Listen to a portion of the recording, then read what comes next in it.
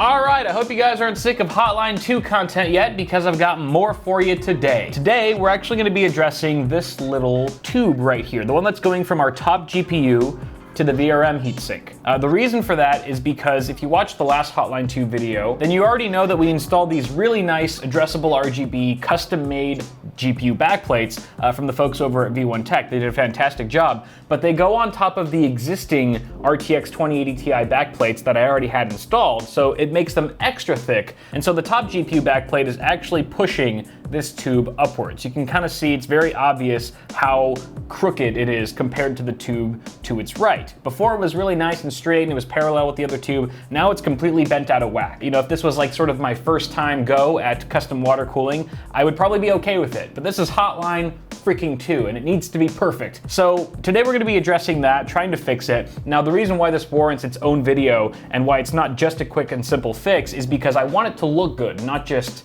function. And what I mean by that is I could easily just pop in like a 4mm riser for this fitting, elevate it, and that would get past and clear the GPU backplate there. But it would look terrible because then it would no longer be even level with the tube to its right. And that's just not gonna fly. So I'm gonna have to find a whole new creative way to run this tube from here to here. And I have no idea how I'm gonna do that yet.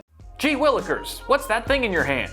It looks sad and probably doesn't perform well. You'll be much happier with the Iron Claw RGB gaming mouse from Corsair. It has a lightweight body and contoured shape that's perfect for palm grips and larger hands. An 18,000 DPI optical sensor, built to last Omron switches, and 7 programmable buttons are sure to make this your new favorite pointer. Click on the link below for more info.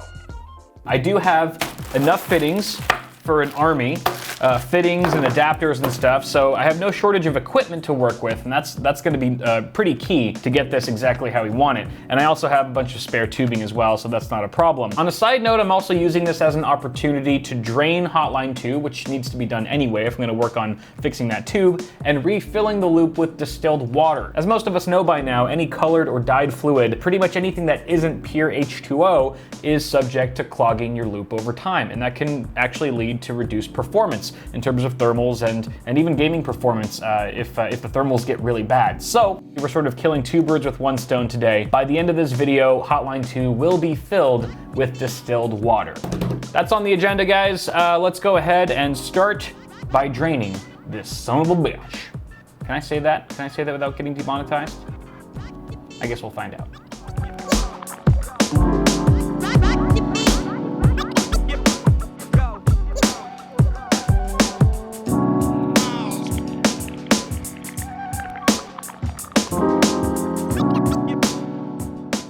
All right, I've drained this guy as much as I can. You can see there's still some fluid in this tube, for example, and this tube, but that's okay because we don't need to like take out any of these tubes anyway. They can just sit there without issue. This is the only tube we're really removing today, so shut up phone. But you may have noticed that the remaining fluid in the loop is actually clear. It's not pink. That's because I spent a good half hour just cycling the loop with distilled water, adding distilled water, draining some, adding more distilled water, draining some more, until we pretty much flushed all of the pink stuff out, and we're left with just good old distilled water. That'll give us a little head start when we're done fixing this tube and ready to refill the loop for good. So now we gotta figure out what to do with this guy. Now, like I said before, we can't just elevate this fitting and continue going left, because that'll just be very jarring to have these 2 tubes running the same direction, parallel, but at different heights. That'll just look really weird. So one alternative I'm considering is elevating it, running the tube straight back as opposed to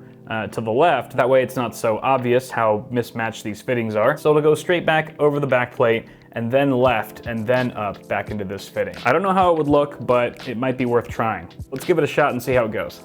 All right, so this is where we are now. After I played around with some of the fittings, you can see that I added a little extender here. I think that's like 4 or 5 millimeters at the bottom, just to elevate this fitting so that we can get over the GPU backplate. So ideally the tube would go straight back and to the left into this 45 right angle fitting, but you can see that there's hardly any room for the tube to make a turn. So once it goes straight back and hooks a left turn, it's gonna have to make a really sharp left to actually get into that fitting. And I just don't think it's gonna make it. 'Cause I mean, if you look at a tube like this. You definitely need to account for extra distance taken up by the bend itself. Anything tighter than this is gonna kink the tube or just won't look very good. So that's already a bad sign. And additionally, I'm just not sure if I'm a fan of how this is gonna look. Like even with that tube in, I think it just kind of throws off the aesthetic. The fact that there's just all fitting here and you don't really see much tube anymore. I think we're gonna have to go a different route. So this is what I'm thinking. Remove the extension again, put this to the left again, remove this guy and go left. And instead of going back and up, we're gonna go up and back. So you'll be able to see more tubing. It'll be able to clear the GPU backplate because we're going up first and over as opposed to the other way around. And maybe that'll do the trick. So let's try it out.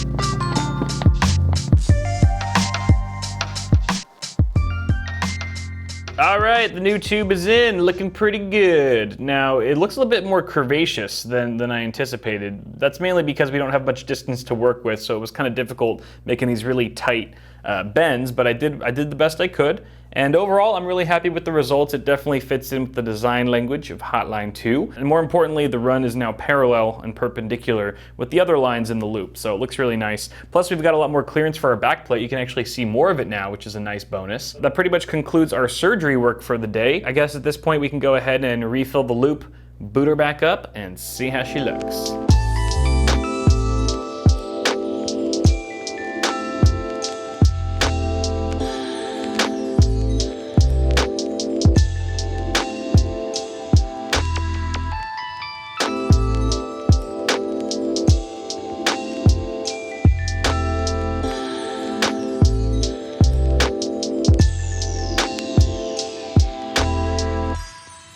I never get tired of drooling over the PCs that I make, and this is no exception. You guys let me know what you think though. I think we can officially say that Hotline 2 is 100% complete, and I don't plan to make any changes to this thing unless some issue should arise.